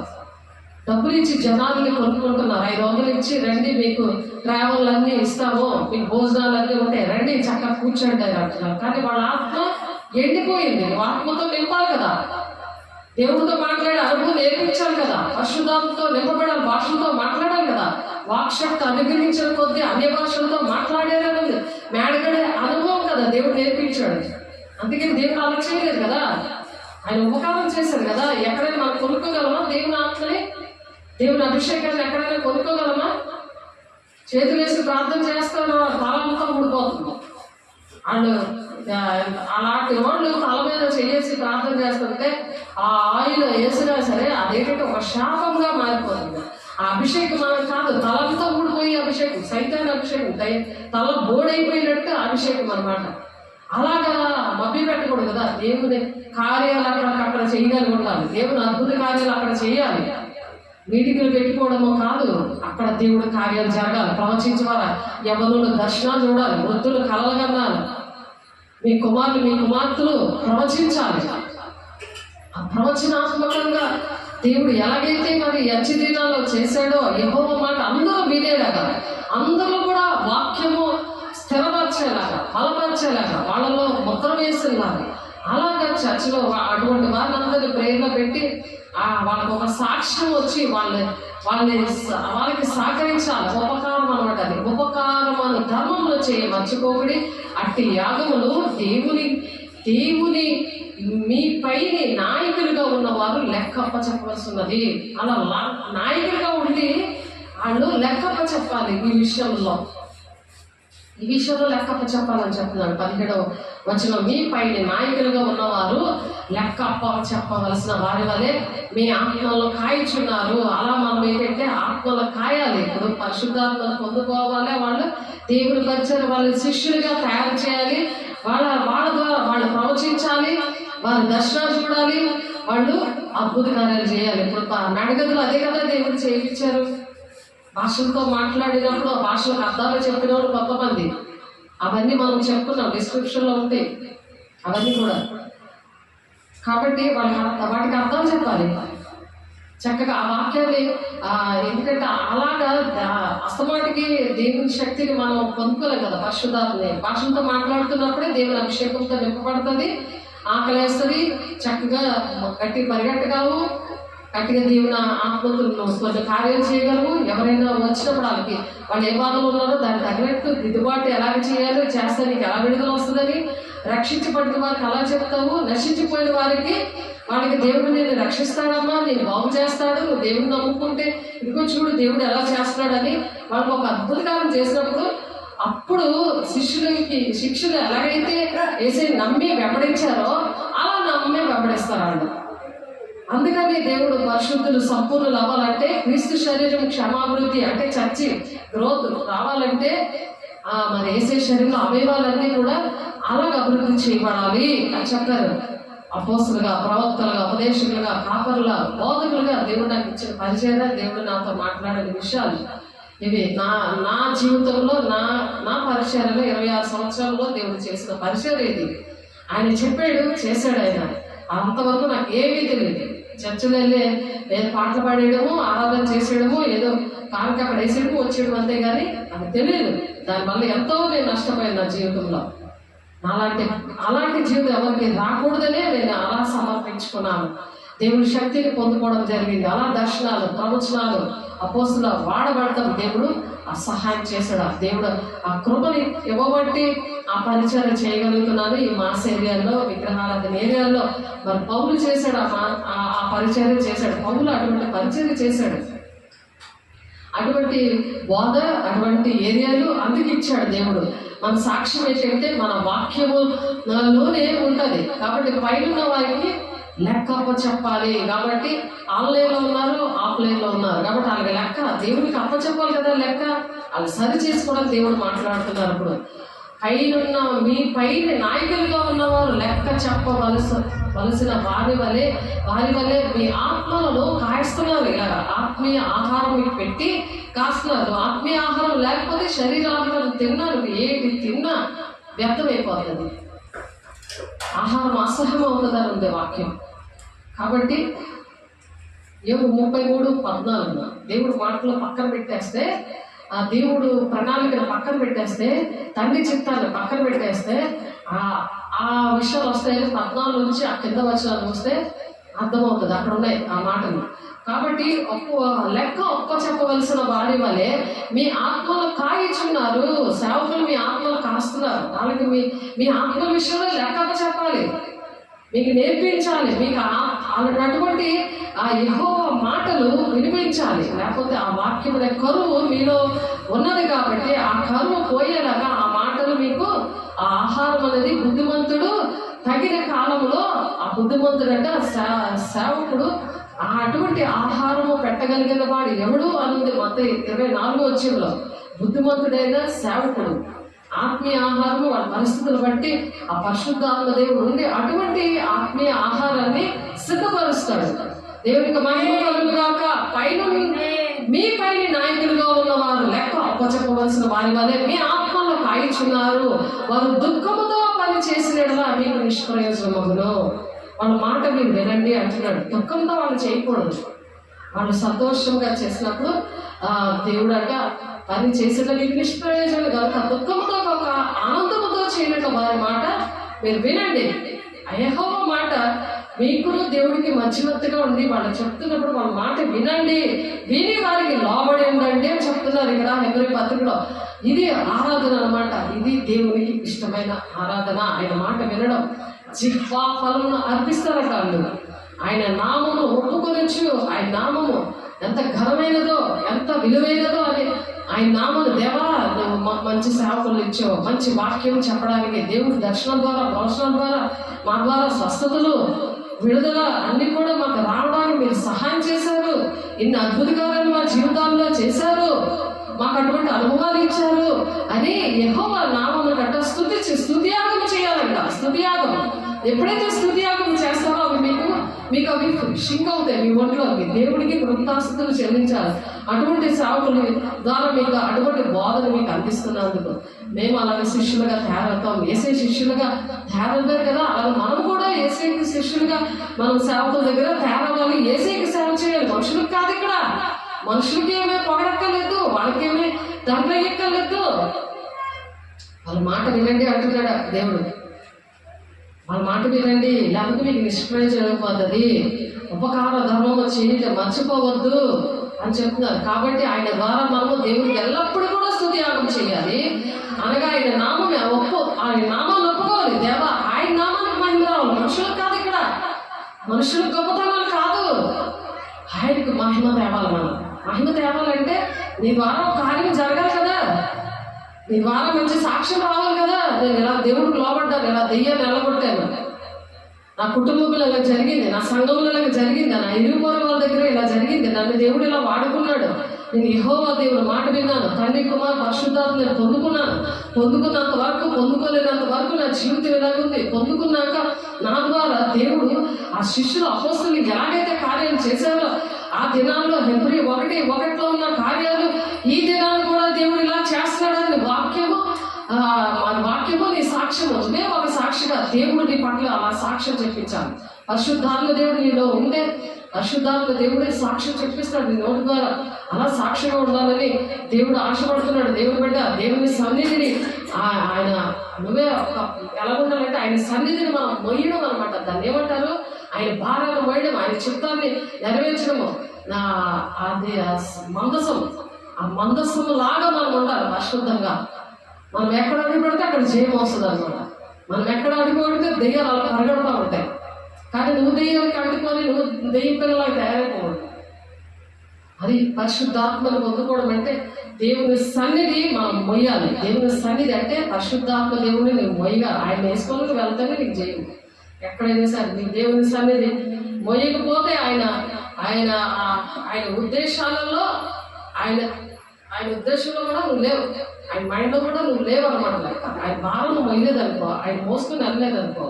మనం మాట్లాడదాం నేర్చుకున్నాం కదా, ఆ గాడిలాగా గాడికి ఎలాగేసారు, గౌరవం ఎలాగిచ్చారు, ఆ గౌరవం వస్తుంది నీకు నాకు. ఆయన మోయాలి ఆ గాడిలాగా. కట్టబడి బంధకాల్లో ఎలాగున్నావు, ఆ కట్టబడిన గాడిదని ఎలా తీసుకొచ్చాడు దేవుడు, ఎలా నిన్ను విడిపించాడు, నీకు ఎంత గౌరవం ఇచ్చాడు. ఆ గౌరవం ఇంకా నీకు గొప్పతనాలు అందరూ పొగడాలా? అలా ఉంటావా? ఇంకా దేవుని మహిమ పరచాలి, దేవుడికి మహిమ తేవాలి. ఆయన మందసాన్ని మోసుకొని వెళ్ళాలి. ఆ మందసంను ఎక్కడ పడితే అక్కడ జయమిచ్చారు. ఆ మందసాన్ని దాన్ని టచ్ చేస్తే వాళ్ళకి అక్కడ చనిపోయాడు ఒక ఆయన. మందసం పడిపోతుందని ఆవుల మీద ఆ ఎద్దుల మీద పెట్టేస్తారు, దాన్ని టచ్ చేస్తే చనిపోయారు. అందుకే జకరియా గ్రంథంలో ఉంటుంది, దేవుని బిడ్డలను టచ్ చేస్తారట దేవుని కనుగుడ్డు ముట్టినట్టు అని ఉంది. అందుకే మనం మందసం లాగా మనం మందసాన్ని మోసుకొని వెళ్ళేవారుగా మనం మందసంలాగా ఉండాలి, ఒక పత్రిక ఉండాలి, మన సాక్ష్యం అలా ఉండాలి. మన కోసం అలాంటి కార్యాలు దేవుడు చెయ్యనుగాక. దేవుడు మోసుకొని వెళ్ళాలి. మనం మోసుకొని వెళ్ళకపోతే దేవుడు నీకు మైండ్లోకి తీసేస్తాడు. ఒక భార్య ఉంది, ఆ భార్య వచ్చి ఒకసారి అతను వాళ్ళ ఆయన వచ్చాడు. వాళ్ళ ఆయన డబ్బులన్నీ కూడా హ్యాక్ అయిపోయాయి కాబట్టి 3 కోట్ల రూపాయలు అందులో ఉండిపోయి 4 ఆడపిల్లలు, ఒక ఆడపిల్ల చనిపోయింది. అయినా బుద్ధి రాలేదు. ఒక దొంగ బోధలో పెరుగుతున్నాడు పాపం. ఆయన అక్కడ ప్రార్థనలు అవన్నీ చేసినందుకు మరి వారానికి 7 లక్షలు అతనికి కారుకు వస్తుంది. 7 లక్షలు వస్తాయి. 8 చర్చిల్లోని వాళ్ళందరూ కూడా తోడేలాగా గంపలో ఉన్న చేపల్లో తీసుకున్నాడు. ఆయన చేపలు పట్టలేదు, సముద్రంలో లోకంలో ఉన్న ఆత్మలు పట్టుకోలేదు, చర్చలో ఉన్న వాళ్ళందరినీ దోచేసినందుకు ఆ రెండుకి సపోర్ట్ చేసుకుని ఉన్నాడు. సపోర్ట్ చేసినందుకు ఆయనకి క్యాన్సర్ వచ్చింది. ఆ డబ్బులు అలాగైపోయాయి. మరి ఇంటిని పోషించట్లేదు. అతను దేవుడు దేవుడు దేవుడు అనుకొని గుడ్డోడికి ఎలా త్రావ చూపిస్తాడు అని వాక్యం ఉంది కదా, ఇద్దరు కలిపి గుంటలో పడతారు అనేసి. అలాగా అతనికి ఏంటి తన భార్య అలాగే చెప్పింది. ఎందుకంటే పరిశుద్ధాత్మ దేవుడు ఆయన భారాన్ని మోసుకుని అన్నాడు, మనుషుల భారాలు కాదు మోయడం. అతను ఏం చేసేవాడు, ఏదైనా ప్రేయర్ పాయింట్ ఉందంటే వాళ్ళకి ప్రేయర్ పాయింట్ అప్పు చెప్పేసి వాళ్ళు ప్రార్థన చేయమనేవాడు. ఇతను ఏం చేసేవాడు కాదు, ఇతను దోచుకోవడమే పని. అలా కట్టేశాడు. మొత్తం 8 చర్చిలు కట్టేశాడు, 8 దగ్గర కట్టేశాడు. ఆఖరికి ఆయన క్యాన్సర్ వస్తే ఇక్కడికి వచ్చి ప్రార్థన చేయమని చెప్తే దేవుడు దాని ముందు ఆయన ఎలా కలిసాడంటే, నాకు మీకు షారోన్ పాస్టర్ గారికి బ్యాక్ బోన్గా ఉండమని దేవుడు నాతో చెప్పాడు అని చెప్పాడు. వెంటనే ఆయన తాళాలు ఇచ్చి, మీరు నాకేం బ్యాక్ బోన్గా ఉడక్కలేదు, నాకు వెనుపోసలాగా మీరేం ఉడక్కలేదు, ప్రార్థన చేసుకోండి. మీరు వెళ్ళి చర్చికి వెళ్ళిపోయి అంటే నేను ప్రార్థనే కాదండి, నేను పరిచయం కూడా చేస్తాను, అన్ని చేస్తాను అని చెప్పాడు. చర్చిలో పరిచయం కూడా చేస్తానని చెప్పి రెండింటికి కూడా హ్యాండ్ ఇచ్చేసాడు. తాళాలు కూడా బీరువాలో పెట్టుకుని దాచుకుని ఉన్నాడు. ఎందుకంటే ఒక నామం ఇస్తే వాడు చాప్ కింద పెట్టాడు కదా, 5 తలాంతులు 10 తలాంతులు చేశాడు ఒకడు. అయితే ఇతనేంటంటే చాప్ కింద పెట్టాడు, బీరువాలో పెట్టాడు. ఆ తాళం ఇప్పటికీ ఇవ్వలేదు, ఎందుకంటే భూలోకం మీద లేడే, చనిపోయాడు. ఎందుకంటే ఆ క్యాన్సర్ వచ్చిన ముందే వాళ్ళ ఆవిడ చెప్పిన మాట, వాళ్ళ ఇంట్లోకి వెళ్తే వాళ్ళ ఆవిడని చుట్టుపట్టుకుని కొడతానంటే కూతురు, ఎందుకంటే ఉద్యోగం చేస్తుంది. అవి నేను విన్నాను, చాలా బాధపడిపోయింది నేను. ఇంకా ఎక్కడైతే పెరుగుతున్నారో వాళ్ళే పొగుడుతున్నారట. ఏంటంటే వాళ్ళే డబ్బులు ఇస్తున్నారనమాట. డబ్బులు ఇస్తే నాకు ఆకట్టుకోవడమే తప్ప వాళ్ళ దేవుని ఆత్మను పొందుకోవాలన్న ఉద్దేశమే అసలు ఆ సేవకుల్లో లేనే లేదు. అసలు లేదు దేవుని ఆత్మను పొందుకోవాలి, దేవుడు మీతో మాట్లాడంటే పరిశుద్ధాన్ని పొందుకోకపోతే నా వాడు కాదు అని ఉంది. రోమా 8:9 మీరు దేవుడి శక్తితో నింపబడి దేవుడు మీతో మాట్లాడతాడు, మీ కుటుంబాలు కడతాడు. అలాంటిది ఏం లేదు. పాకలు ఉండేవారు, దేవుడు నా పిల్లల కోసం కూడా నాతో మాట్లాడారు. ఆ పిల్లలు చక్కగా దేవుడి పిల్లల్లా పెరుగుతారని ఆ 3 ఆడపిల్లలు నేను పాకలు ఉండేవారు. కానీ అతని దగ్గరికి వెళ్ళాక అతను డబ్బులతోనే పోషిస్తాడు, ఆఫర్లు ఇస్తాడు. ఆయన ఆఫర్లు అనమాట, ఏదైనా పని చేయించుకోవడం ఆఫర్లు. డబ్బుకి ఆశపడిపోతున్నారు కానీ దేవుడు అభిషేకం కోసం ఆశపడట్లేదు. ఇది చింత. ఎప్పుడైతే అతను అలాగా అన్ని కూడా కోల్పోయాడో ఇతను మాత్రం బాగా అభివృద్ధి చెందాడు. సాతానుడు బాగా అభివృద్ధి చెందించాడు. జనాలు మరి ఎవరు నికోదేము 6 లక్షల జనాభా నడిపించి నికోదేము పరిశుద్ధాత్ముడు ఉన్నాడన్న సంగతే తెలియదు కదా. అలాంటి ఆలయాలు చాలా మంది ఉన్నారు, అలాంటి బోర్డు ఉన్నాయి. మీకు తెలుసు, పరిశుద్ధాత్మతో మరి అపోస్తుల పరిచర్య ఎక్కడా లేదు. ఎందుకంటే దుఃఖపడి దేవుడు చెప్తున్నారు. అటువంటి పరిచర్య చేసిన ఈ జనగుడిలో వాళ్ళ 2 అంతస్తులు బిల్డింగ్ కట్టారు, మరి పిల్లలు ఉద్యోగాలు చేస్తున్నారు, మనవలు వచ్చేసారు. కానీ ఆ దినాన ఆమెమందంటే నేను మైండ్ నుంచి తీసేశాను, అతన్ని ఇక్కడ నుండి తీశాను అని అంటాడు. ఎందుకు చెప్తానంటే ఎవరైతే దేవుడి సన్నిధి మొయ్యట్లేదో, ఆ మందసాన్ని మొయ్యట్లేదో, పరిశుద్ధాత్మ దేవుడు మోసుకొని వెళ్ళట్లేదో, మనుషులు ఏదో ఇస్తారని పరిగెడతా ఉన్నారో దేవుడు ఇక్కడ నుండి తీసేస్తాను అంటున్నాడు. మనిషే తీసేసినప్పుడు తన కుటుంబాన్ని తన పిల్లల్ని బాధ్యతతో చూడకపోతే ఇప్పుడు కూరగాయలు అమ్ముకొని కష్టపడుతుంది పాపం. కానీ భార్యాభర్తలు ఇద్దరు ప్రేమికులుగా ఉంటారు. ఎప్పుడైతే దుష్టుడు దూరాడో ఇతనిలోని ఆ డబ్బులు ఎక్కడ పోయాయో మరి పిల్లలు అలాగా భ్రష్టులైపోయారు. దేవుడు అంటే తెలియదు. హిందువులు అంటే ఆర్సీఎంలో పెళ్లిళ్ళు చేసుకున్నారు. ఒక అమ్మాయి, ఇంకొక అమ్మాయి అయితే చాలా బలంగా తయారైంది. ఆమె పెళ్లి లేదు కానీ ఆమె ఒక గోడ రాణిలో తయారైంది. పిల్లలు అలా భ్రష్టులైపోయారు. సాతానుడు ఆ కుటుంబాన్ని అలాగే ఏడుబడి చేశాడు. చాలా నేను వేదన పడిపోయి వచ్చాను. మీరు రావచ్చు కదండి, కుటుంబం అలా వచ్చి ప్రార్థన చేసుకోవచ్చు కదా. మీకోసం ప్రార్థన చేసుకోండి, నాకేం బ్యాక్ బోన్ కూడా ఉండక్కర్లేదు. 24 గంటలు మీరు డ్యూటీకి వెళ్ళి వచ్చి ఏదో ఒక టైంకి వచ్చి మీరు ప్రార్థన చేసుకోండి, ఇంకో తాళాలని ఇచ్చాను. కానీ వినలేదు. ఎక్కడ డబ్బులు దొరికితే ఎవరు పెద్ద పెద్ద చర్చలు, పెద్ద పెద్ద జనాలు ఎవరు ఇస్తారో అక్కడికే పరిగెడుతున్నారు. వాళ్ళు ఏం చెప్తే అదే వింటున్నారు. కానీ పరిశుద్ధాత్ముడు నీతో ఏం మాట్లాడుతున్నాడు, నువ్వేం చెప్తున్నావు, దేవుడు చెప్తున్నాడా మనిషి చెప్తున్నాడు, అది గమనించట్లేదు. పాటలు అలాగే ఉన్నాయి, వాక్యాలు అలాగే, సంఘంలో కూడా అలాగే ఉన్నాయి, గురుకుల్లో కూడా అలాగే ఉన్నాయి. ఎంతమంది సరి చేసుకుంటున్నారు, ఎంతమంది తండ్రి చెప్తారు యెహోవా మాట వినకపోతే కరువు వచ్చేస్తుంది అంటున్నాడు. వాళ్ళ మీద ఉగ్రత ఎలా ఉంటుందో దేవుడు ఈరోజు మనతో మాట్లాడాడు. దేవుని బిడ్డ ఆఖరికి ఆయన ఇక్కడికి వచ్చి ప్రార్థన చేసుకొని వేసే శరీరం రక్తం ఇచ్చేసరికి ఆయనకి క్యాన్సర్ పోయింది. క్యాన్సర్ గడ్డ వచ్చేసింది ఆయన మాట వినలేనందుకు. అటువంటి దగ్గర ప్రార్థన చేసినందుకు, పాటలు పాడడానికి అక్కడ అనేక మంది దగ్గర చాలా కష్టపడి ఆయన రాత్రి పగుల ప్రార్థనలో ఎక్కువ ఉంటాడు. కానీ క్రమం తెలియదు. సాతానుడు కూడా ప్రార్థన చేస్తాడు. 109:4 ఉంటాడు. భక్తిహీనుడు ఇప్పుడు పక్కన ప్రార్థన చేస్తాడు. ఆ ప్రార్థన పాపమే పోతా, పాపానికి జీతం మరణం. ఆ మరణం అనేది ఆయన ఏర్పాటు చేసింది ఆ క్యాన్సర్. ఇక్కడికి వచ్చి తీర్మానం చేశాను, నేను చేస్తానండి, నేను ఇక్కడ ప్రార్థన చేస్తాను. ప్రార్థన చేయి చాలు, ఇంకేం చేయక్కర్లేదని చెప్పాను. నేను సెల్ ఫోన్ ఇచ్చాను, తాళాలు ఇచ్చాను, కానీ ఉపయోగం లేదు. ఆ సెల్ ఫోన్ మళ్ళీ ఎన్నింట్లో పడేసాడు ఏడ్చించడానికి పాడు చేసి తెచ్చి నేను కొంటానని అన్నాడు. డబ్బులు కూడా అడిగాడు. ఆయన ప్రేమ వాటిలో డబ్బులు అతనికి ఇవ్వడం జరిగింది. అతను ఏదైతే అది చేస్తాడు. దేవుడు కూడా పరిశుద్ధాలు దేవుడు, నేను కాదు ఇక్కడ, తండ్రి అయిన దేవుడు అలా ప్రేమిస్తాడు. ఎవరు మోసం చేసావు? సాతాను వల్ల పడి నువ్వు మోసపోయావు. చక్కగా ఆ క్యాన్సర్ పోయి క్యాన్సరే, మళ్ళీ అది అక్కడ ఎప్పుడైతే ఆ తీర్మానం తృణీకరించావో నిన్న కట్ల చేత నేను బంధిస్తాననుంది 107వ కీర్తనలో. తీర్మానం తృణీకరించినందున ఎంత కట్ల చేతనో బాధ చేత నిన్ను కుంగదీస్తాననుంది 107వ కీర్తన 10వ వచనంలో మీరు చదివితే. అది దేవుని సాక్ష్యం పాడు చేసుకున్నారు కదా. దేవుని మాట వినక చచ్చే దేవుని పిల్లలే, దేవుని సేవకులే అని మన గుడ్డిగా వెళ్ళిపోతుంటే, మరి సాతానుడు అలాగే ఏర్పాటు చేస్తుంటే పరిశుద్ధాత్మ దేవుడే లేడు. ఆ మనిషికి తెలియదు, ఆ విషయాలే తెలియదు. ఇక్కడ ప్రార్థన చేయండి. దేవుడు వచ్చి ఆ మాటలు 2 మాటలు విన్నాడు.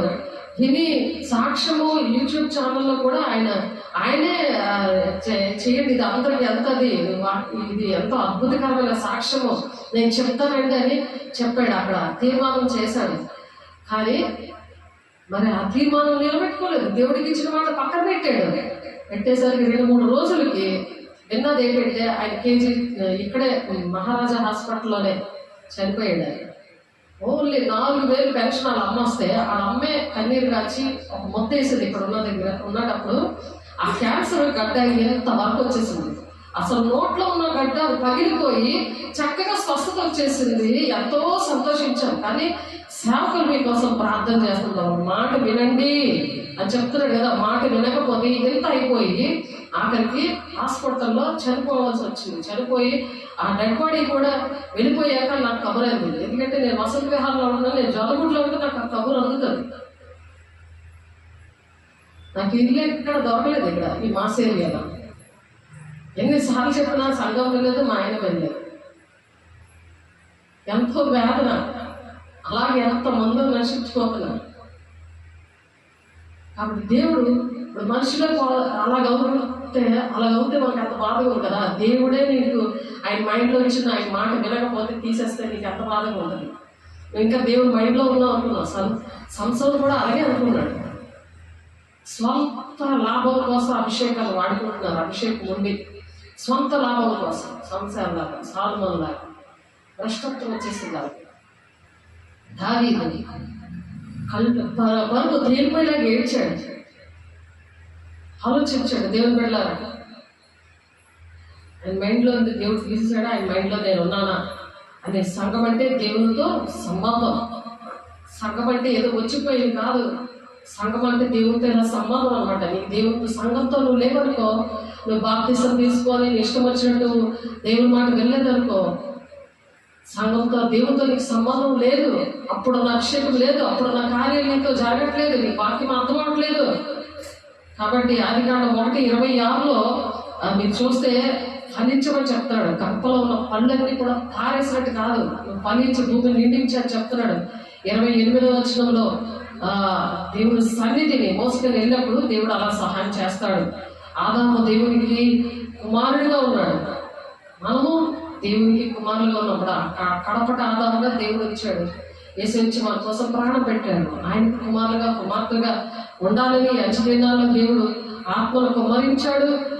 మరి దేవునికి ఇష్టంగా ఉన్నాడు. కాబట్టి సాతాను చేతిలో చేస్తున్నావో దేవుని చేతిలో చేయి కడుతున్నావో అది ఆలోచించుకోవాలి.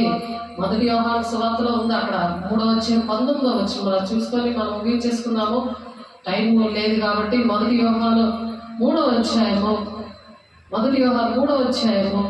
19 నుంచి చూడండి, ఒకసారి చూడండి. ఇందువల్ల మనము సత్య సంబంధులమని ఎరుగుదము. దేవుడు మన హృదయము కంటే అధికుడై సమస్తమును ఎరిగి ఉన్నాడు గనక మన హృదయము ఏ విషయంలో దోషారోపణ చేయనో ఆయా విషయంలో ఆయన ఎదుట మన హృదయంలో సమ్మతిపరచుకుందాము. దేవుడి వాక్యం ద్వారా ఒక దోషము ఏ తప్పుందో నీళ్ళని ఒక ఆరోపణ చేశాడు. ఒక అధికారముతో దేవుడు మాట్లాడాడు మన విషయంలో. మన జీవితాల్లో మనకిచ్చిన తండ్రి చిత్తాన్ని నెరవేర్చే విషయంలో. కాబట్టి ప్రియులారా, మన హృదయమందు దోషారోపణ చేయని ఎడల దేవుని ఎదుట ధైర్యం గలవారమందుము. మన తప్పులు దేవుడు చూపించినప్పుడు వాక్యము యెహోవా మాట మనం విన్నప్పుడు ఏం జరుగుతుందంటే మనకి ధైర్యం వస్తుంది, తిరిగితం రాదు. నువ్వు వినకపోతే నీలో చీకట్ల మందులాగా ఉంటాయి. ఆ మందున్నప్పుడు విన్నాడా? సేన దయ్యాలు పట్టినాడు విన్నాడా? ఇతని మాట విన్నాడా? పిచ్చోళ్ళ తిరిగాడు కదా. అలాగే దెయ్యాలు ఉన్నాయి కాబట్టి నువ్వు దేవుడి మాట వినవు. ఆ దెయ్యాలు వెళ్ళగొడుతున్నప్పుడు దేవుడి మాట విన్నప్పుడు దేవునికి లోబడండి, దుష్టుని ఎదిరించాడు, మీ అతను పారిపోతాడు అన్నాడు. లోబడాలి. మీరు ఎదిరించుకున్న పోతాయి, మీరు ప్రార్థన చేయించుకున్న పోతాయి, సన్నిధికి వచ్చి మీరు ప్రార్థన చేసే సేవకులు లోబడిన పోతాయి, ఆ విడుదల వస్తుంది. కాబట్టి ప్రియులారా, మన హృదయం మన యొక్క దోషారోపణ చేయలేడు. ఆ దేవుని ఎదుట ధైర్యం గలవారమందుము.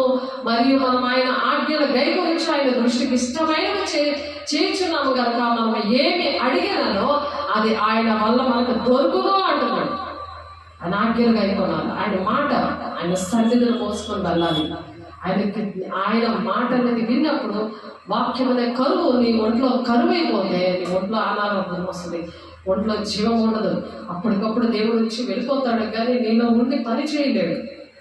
ఆయన బలంగా ఉండాలంటే ప్రార్థన సహవాసం రొట్టెనిచ్చి మీరు ఎడతెగక ఉండాలి, విమర్శించుకుంటుండాలి. వాక్యం ఎప్పుడు కూడా నీ ఒంట్లో ధ్యానిస్తూ ఉండాలి. ఆ వాక్యం నీకు గుర్తుంటున్నప్పుడు నిన్ను నడిపిస్తుంది. ఆ వాక్యం, అమ్మో వాక్యం ఎలాగుంది, నేనేంటి ఎలా నడుస్తున్నాను అని నీకు వెంటనే ఆయన తలలో ఉంటావు కదా, నువ్వు నేను జ్ఞాపకం పెట్టుకుంటున్నా. పరిశుద్ధాత్మ దేవుడు నీకు కొట్టి నీవే దృష్టించి ఆలోచన చెప్తాడు, నడవలసిన తర్వాత నీకు బోధిస్తా ఉంటాడు. లేకపోతే ఇక్కడ తీసేస్తాడు. నువ్వు సన్నిధిని మోయకపోతే, ఆ సన్నిధిని నువ్వు పరిశుద్ధాత్మ దేవుడు పొందుకోకపోతే. కాబట్టి ఆయన ఆజ్ఞలు గైకొనేవాడు ఆయన ఎంత నిలిచి ఉండదు, ఆయన వారి అందు నిలిచి ఉండదు, ఆయన మన యందు నిలిచి ఉండదు. దేవునికి మహిమ కలుగును గాక.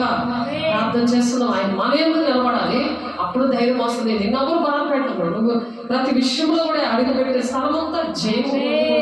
అనేక మందికి జయమిచ్చే బిడ్డగా నువ్వు ఉండాలని దేవుడు ఆశపడుతూ దేశాన్ని, గ్రామాలు, రాష్ట్రాలు అన్నీ కూడా మనకు అప్పచెప్పాడు. దేవుడు పిల్లలకి మరి ఆదాముకు అప్పచెప్పాడు. సాతానుడు వల్ల పడిపోయాడు. మరి దేవుడి నుంచి ప్రాణం పెట్టాడు కడపటి ఆదాముగా. ఇప్పుడు నువ్వు వలలో పడిపోతే ఎలాగవుతుంది, ఇప్పటికీ కూడా నువ్వు వలలో పడిపోతే ఎలాగవుతుంది, ఒకసారి ఆలోచించు. దేవుని బిడ్డ, దేవునికి మహిమ కలుగును గాక. పరిశుద్ధాత్మ దేవానికి వందనాలు, మహిమగల దేవానికి స్తోత్రాలు, అభిషేక్తుడానికి వందనాలు, కృపక్షుపడి అంత ఐశ్వర్య వందనానికి వందనాలు. మాతో మాట్లాడిన దేవా, యెహోవా మాట వినలేనందువల్ల కరువు వస్తుందని చెప్తున్నావు నాయన. ఆ కరువు వల్ల నాయన ఎన్ని బాధలు అక్కడ నాయన మీరు ఎన్ని మరణాలు చూపిస్తున్నారు ప్రభా. అయ్యా జీవిస్తున్నాము కానీ నువ్వు మృతుడివే అన్నట్టుగా నాయన. అయ్యా మరి ఆదాము నాయన పాపం చేసి ఎన్నో సంవత్సరాలు నాయన, అయ్యా నా తండ్రి 900 సంవత్సరాల దగ్గర జీవించాడు ప్రభా. ఎన్ని సంవత్సరాలు జీవించినా నీకు పనికి వచ్చేటట్టు ఉండాలి ప్రభా. అయ్యా నీ ప్రణాళిక నెరవేర్చబడాలి, నీకు మహిమ తేవాలి ప్రభా నాయన. నీకు మహిమ తెచ్చేటట్టుగా మమ్మల్ని ఆశీర్వదిస్తున్నా, దీవిస్తున్నందుకు జకర్యా 9:8 ప్రకారం నీ సన్నిధి మా చుట్టూ ఉంచినందుకు, నీకు మహిమ తెచ్చే బిడ్డలుగా మమ్మల్ని సరి చేసినందుకు, మా బిడ్డలు సరి చేసినందుకు అయ్యా అనేక మందికి దీవెనకరంగా ఆశీర్వాదకరంగా ఉండడానికి అయ్యా ప్రతి ఆటంకాలు కూడా యేసు నామములో తొలగిపోవాలి కాక, యేసు నామములో మహిమగల నామములో తొలగిపోవాలి కాక, నీ శక్తిగల నామములో తొలగిపోవాలి కాక. అయ్యా తండ్రి నీ సాక్షిగా ప్రతి ఒక్కరు నిలబెట్టుకోండి. నీ వాక్యం అనే ఖడ్గంతో సమాన కవచముతో ప్రభా దుష్టుని ఎదిరించే అగ్ని బాణాలను ప్రభా అయ్యా కాల్చివేయడానికి శక్తిని మీరు అనుగ్రహిస్తుంది. మహిమతో పొందడానికి అంచు దినాల్లో ప్రతి ఒక్కరి మీద నీ ఆత్మను కుమరిస్తున్నాను. యమునలో దర్శనాలు చూడడానికి, వృద్ధుల కళలు కనడానికి, మా కుమారులు మా కుమార్తెలు ప్రవచించడానికి అయ్యా నీ సేవకుల మీద సేవకురాలుగా నీ ఆత్మను కుమరిస్తున్నానని అయ్యా అటువంటి సాక్ష్యాలు మేము వినాలి గాక.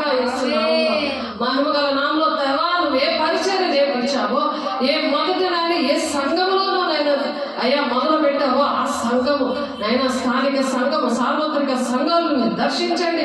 చెవిగల వాడు సంఘములతో చెప్పుచున్న మాట చెవిగల వాడు వీరుడు కాపాడుతున్నావు నాయన. అయ్యా నీకు మాత్రమే మహిమ ఘనత ప్రభావాలు కలగలుగాక చేస్తున్నాము.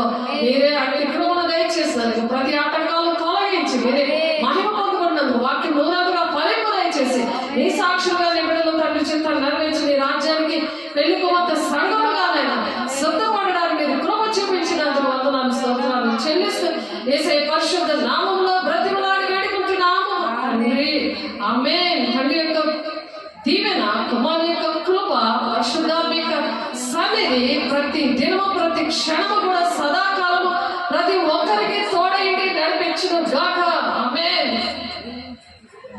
దేవునికి మహిమ కలుగును గాక. God bless you. దేవుడు మిమ్మల్ని దీవించి ఆశీర్వదించును గాక. ఆమేన్.